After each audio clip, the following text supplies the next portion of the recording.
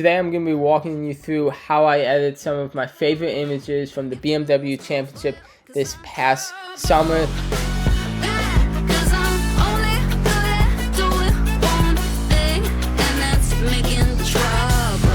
Alright, this image of Rory a lot less busy and a lot less chaotic than the one we had last time, so we're going to have probably an easier time picking out the subject and really pulling that contrast apart and getting it all solely focused on him. But you can still tell that it's the BMW Championship with the camera behind him and all the festivities and the people in the background, so we don't want to cut that out. We don't want to just go in the tight crop of Rory. That would be more stock photos. We still want to show the atmosphere happening in this image, so we're going to try to keep it still somewhat wide enough that you can tell what's happening.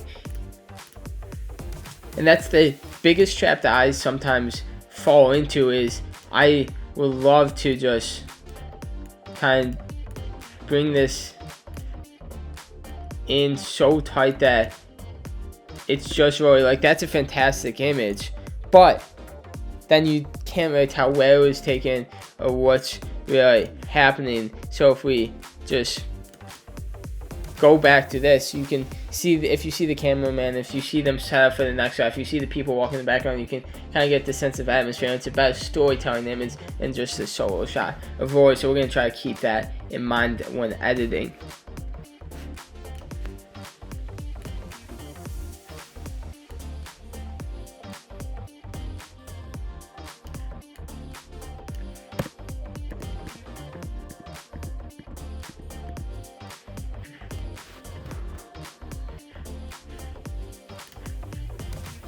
This hopefully will be easier to white balance because we don't have as much chromatic aberration, but anything with so many greens in the image, and that's especially what I found difficult with golf photography, is a lot of greens. It's hard to always pick out the right white balance.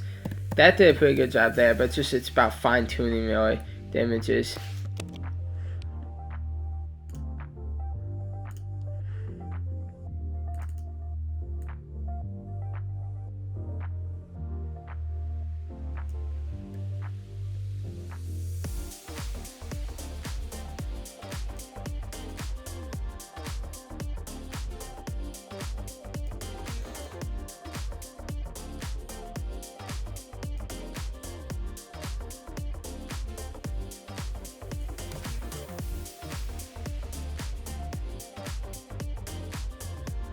Biggest thing again is we don't want to bring all of that traction to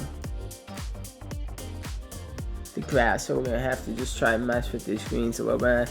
I think I like the little more muted green. It also brings in some of that yellow, which we like to see, similar to that one.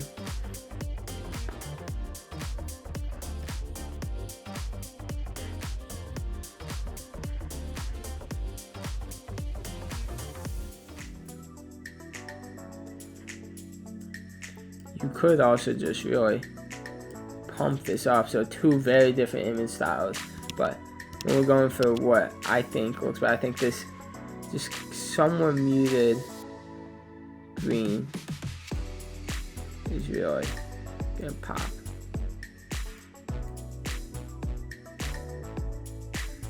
And again, if you lose too many colors, what I find when you get this muted green, you lose a little bit of that greenish color, so by just introducing a little bit of yellow back into the image, I'm able to keep that nice pure green.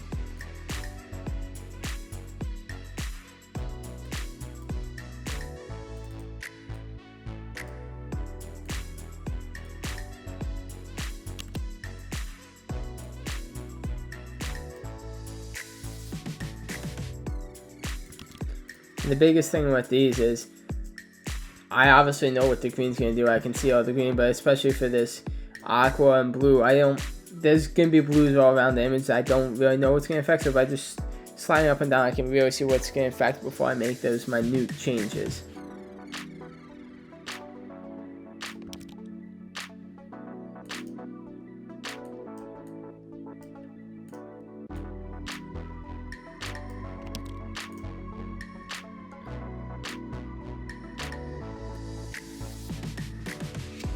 This one I can sharpen a little bit before I go into Rory, because he's the primary one in focus, and when it sharpens, it's going to primarily sharpen him, and the rest is going to stay out focus enough that won't really affect that part of the image as well. So that's what's nice about this one too.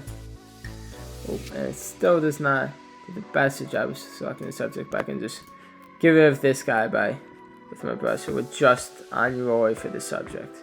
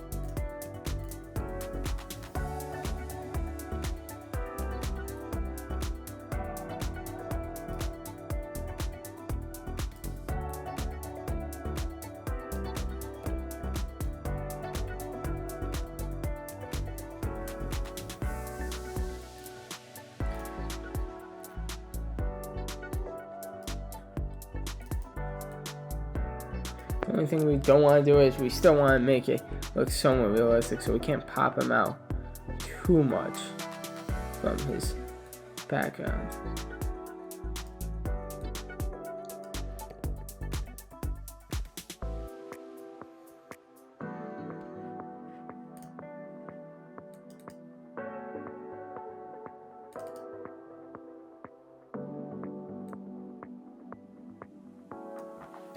Again, I think I slightly introduced too many warm colors, so we're just gonna drop that back slightly.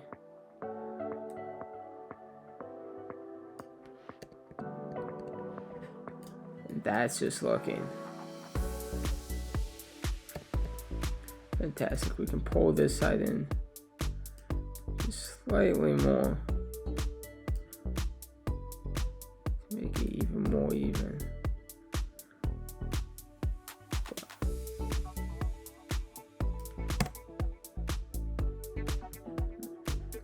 Want to have enough leading edge, and it's just fine too. We just want to put him where there's enough leading edge where you know he's hitting it kind of this way, and that I think just slight differences, but just really pulls him out, and just unbelievable photo there.